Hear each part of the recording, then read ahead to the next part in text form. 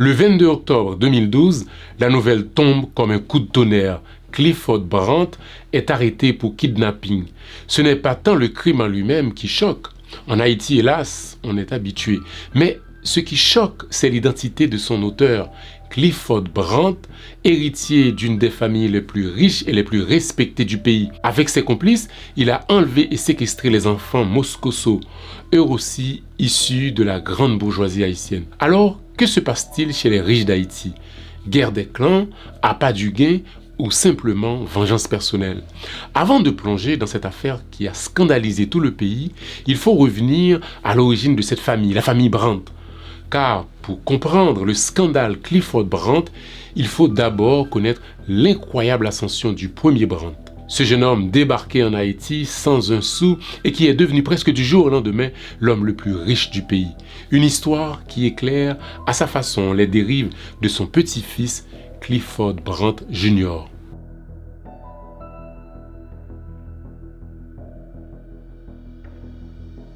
La dynastie Brandt en Haïti commence avec un jeune homme du nom d'Oswald John Brandt, né en Jamaïque en 1890 et qui a immigré en Haïti en 1910 à l'âge de 20 ans. Il rencontre une jeune haïtienne au nom de Thérèse Barth et en tombe amoureux. Il l'épouse et c'est ainsi le début d'une grande saga familiale. En Haïti, Oswald Brandt ne galère pas pour trouver du travail. Il se fait rapidement des amis influents dans le gouvernement d'Antoine Simon. L'année même de son arrivée à Port-au-Prince, il trouve du travail à la Banque nationale d'Haïti grâce à l'intervention personnelle du ministre des Finances de l'époque. Quelques années plus tard, il quitte la Banque nationale d'Haïti pour rejoindre la Banque royale du Canada qui venait de s'implanter à Port-au-Prince. Il en devient le directeur quelques années plus tard. C'est cette banque qui deviendra par la suite la Sogebank, après son rachat par le secteur privé haïtien. À partir de 1928, Oswald Brandt quitte la Banque royale du Canada et se lance dans les affaires et est devenu un homme riche, très riche. Il investit dans presque tous les domaines de la vie économique d'Haïti à l'époque. Il devient propriétaire d'une usine de manteca et investit dans le textile, l'agriculture, le café, le cacao. D'ailleurs, il a été le premier producteur et exportateur de café d'Haïti.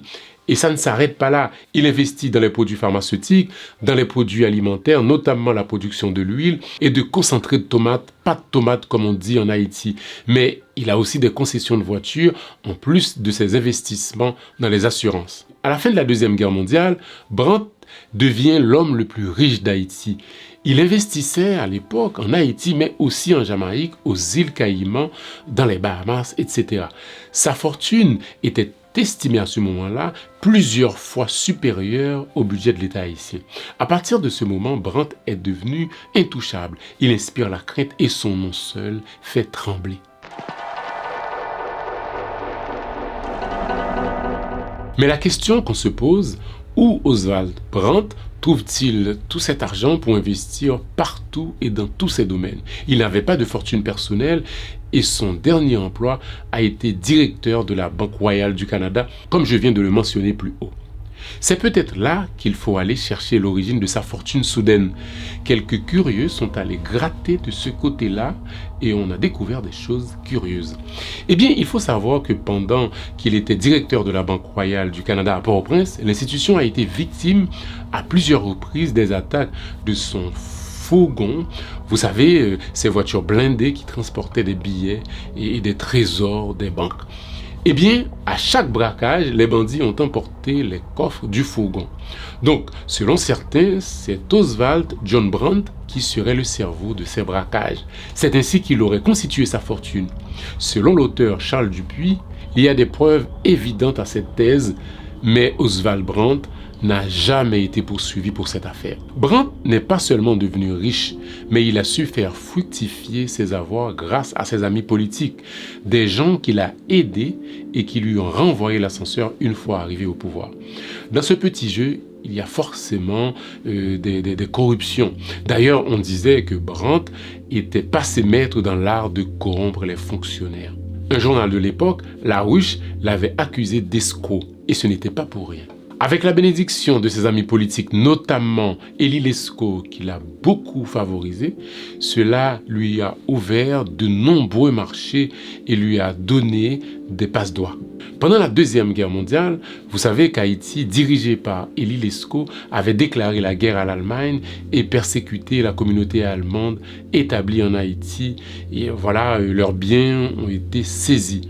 Brandt est l'un des principaux bénéficiaires de ces biens saisis par l'État haïtien qu'il rachète pour une bouchée de pain.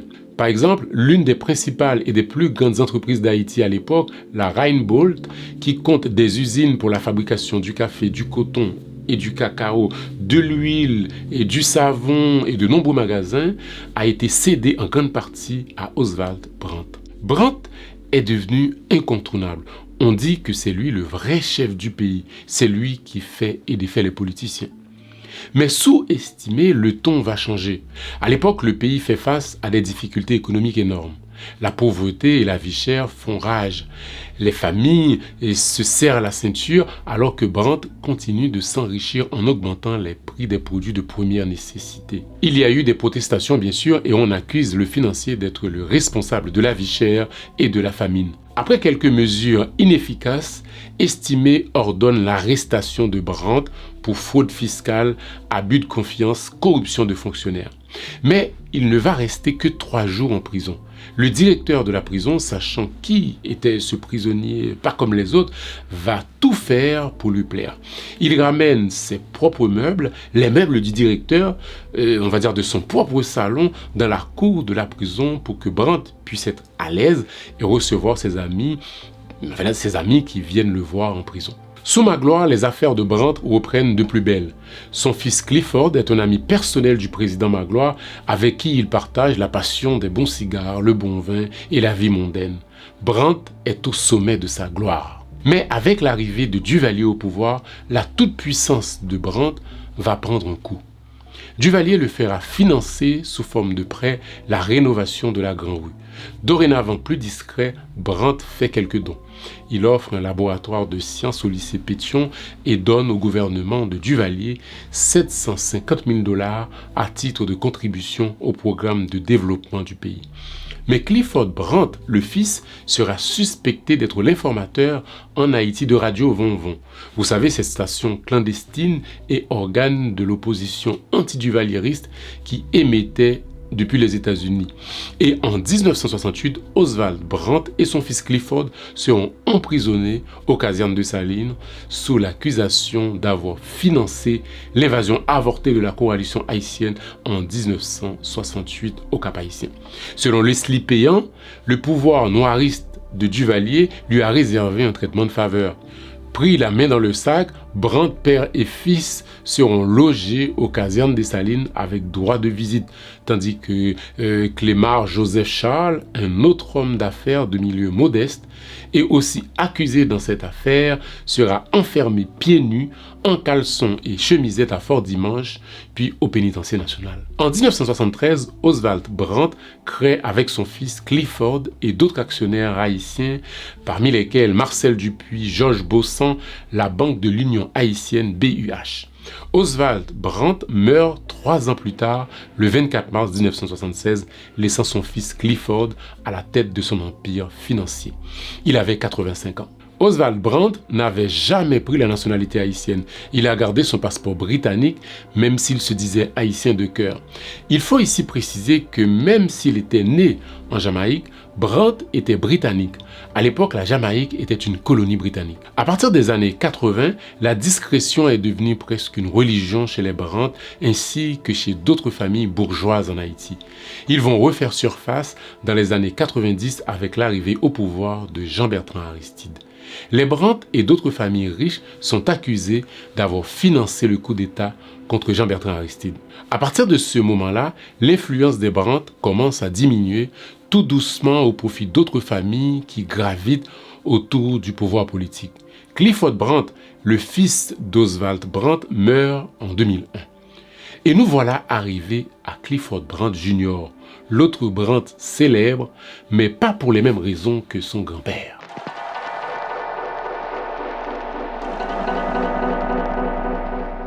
Clifford Brandt Jr., jusque-là quasiment inconnu du grand public, à part son célèbre patronyme, est arrêté tôt le matin du 22 octobre 2012 à Delma 2 au sein de son entreprise d'automobile, la compagnie haïtienne de moteurs, une concession automobile de la marque Mazda.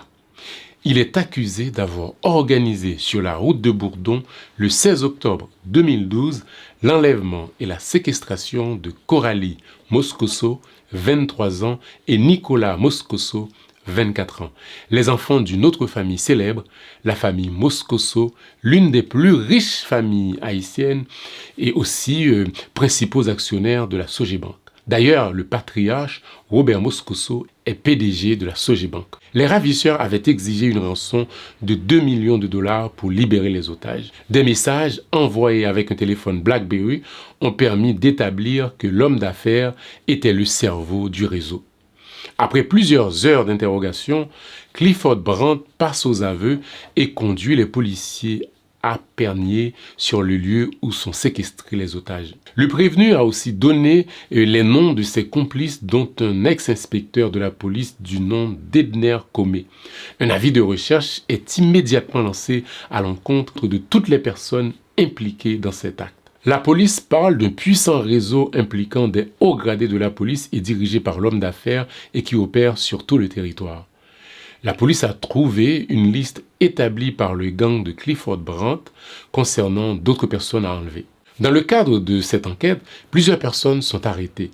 Quant à l'ex-inspecteur de la police, Edmé Comé, chauffeur et garde du corps de Brandt, il est activement recherché par la police. Sa maison à Delma 75 est perquisitionnée et on a retrouvé chez lui des armes de guerre et des munitions. L'opinion publique est sous le choc. Personne n'arrive à comprendre comment un membre d'une famille aussi riche, aussi respectée en apparence, a pu se livrer au kidnapping. Jusque-là, l'imaginaire collectif avait sa carte bien tracée. Les bandits, les ravisseurs, ces sans-mamans venaient forcément des bidonvilles surpeuplés de Port-au-Prince, de ces quartiers où la misère étouffe et où la violence est presque devenue une survie. On croyait connaître le profil du criminel. Mais cette affaire a tout fait voler en éclats. Elle renverse les certitudes, brouille les repères. Ce n'est plus seulement, une histoire de pauvreté, de ghetto, de marginalité. C'est une gifle, une leçon de sociologie accélérée, un rappel brutal de la cupidité. Le cynisme et la corruption morale ne connaissent pas de classe sociale. Cette affaire ne scandalise pas seulement parce qu'elle est criminelle, elle scandalise parce qu'elle détruit un mythe. Le mythe selon lequel l'argent, l'éducation et le statut social immunisent contre la tentation de basculer dans l'inhumanité. Avec cette affaire, le pays se réveille avec une certitude. La violence n'a pas d'adresse fixe et la criminalité a de nouveaux visages.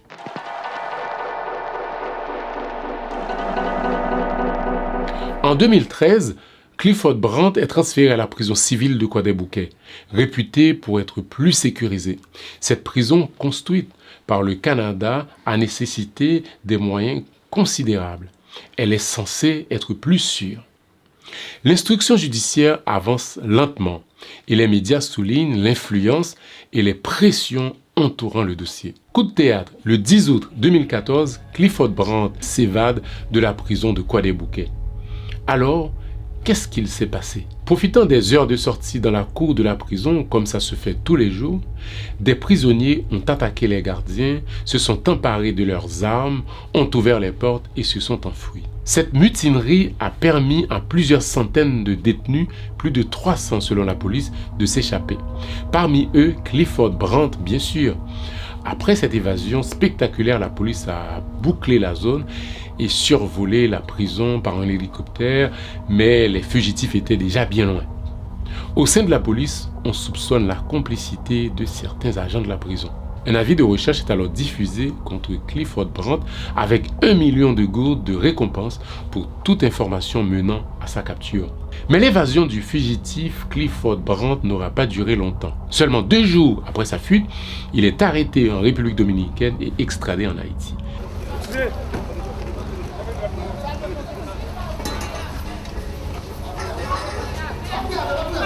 Mais cette fois-ci, il est incarcéré au pénitencier national. Déjà poursuivi pour enlèvement et séquestration, blanchiment d'argent et association de malfaiteurs, Clifford Brandt devra désormais répondre d'une nouvelle infraction, l'évasion. Après plusieurs reports, le procès s'ouvre enfin le 16 février 2016 au palais de justice de Port-au-Prince.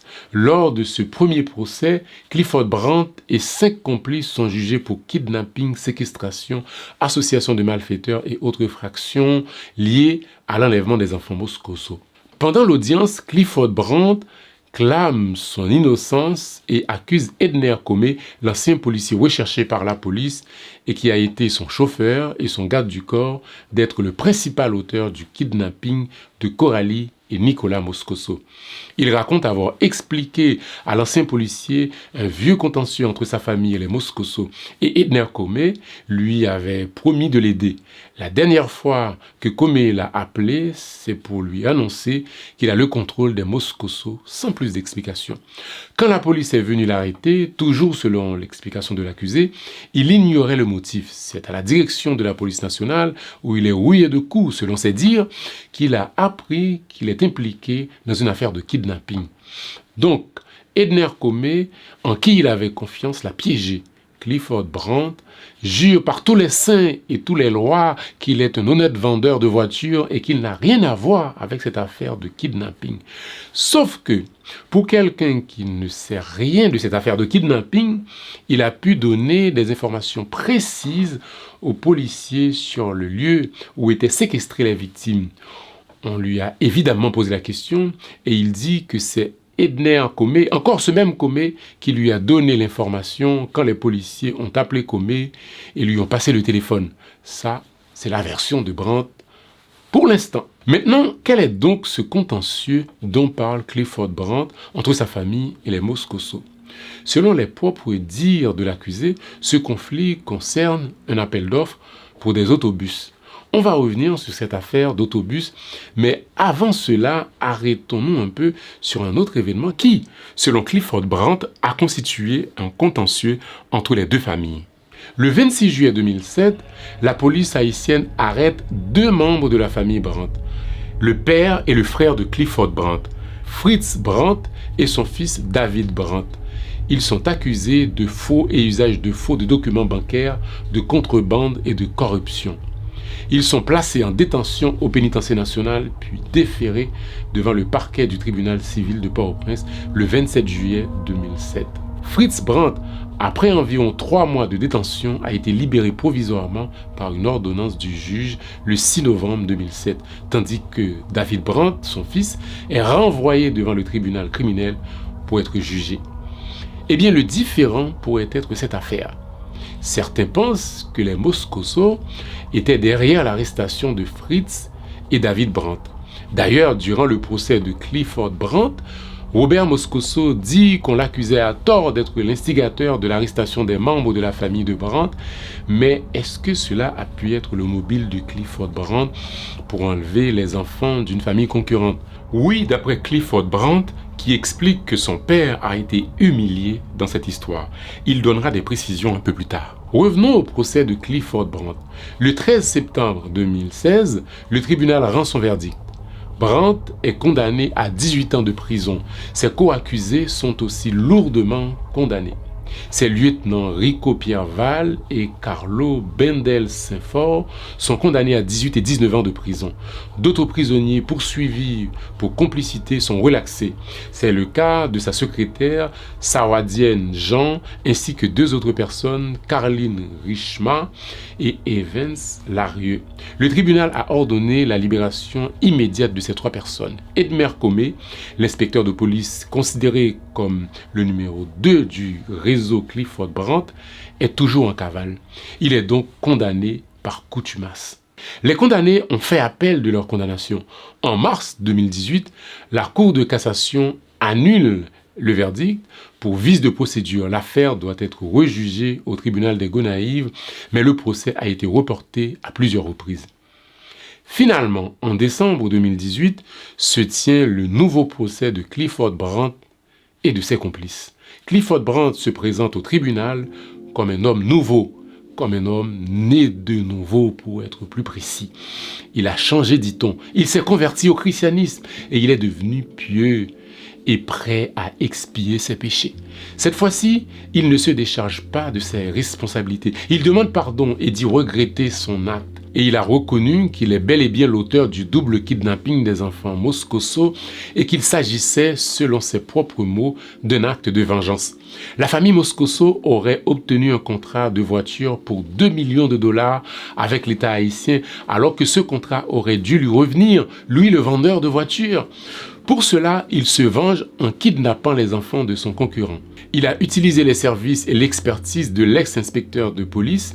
Il raconte ne pas être à l'origine de la demande de rançon. Dans la foulée, il avoue aussi être membre d'un réseau de faussaires et de trafiquants de faux documents. En plein procès, rebondissement. On apprend que l'homme clé de l'affaire, à savoir l'ancien policier Edner Comé, recherché par la police depuis le début de cette affaire, est en fait incarcéré à la prison de Croix-des-Bouquets depuis 2017, sans que la justice n'ait été informée. Cette information a-t-elle été dissimulée par les autorités politiques pour éviter toute confrontation avec Clifford Brandt, ou s'agit-il tout simplement d'une pure négligence? Peu importe. En tout cas, ça a l'air très curieux cette affaire. Edner Comé a été arrêté en République dominicaine le 25 mars 2017 et extradé le 26 mars et depuis lors, il est incarcéré sans que personne ne pense à le faire comparaître pour les crimes dont il est accusé. Il est finalement présenté au procès, il plaide non coupable. Après 8 mois de ce nouveau procès à Gonaïves, le tribunal rend son jugement. Edner Comé, Rico Pierval et Clifford Brandt écopent de 20 ans de prison. Quant à l'autre accusé, Carlo Bendel Saint-Fort, il est condamné à 17 ans de prison.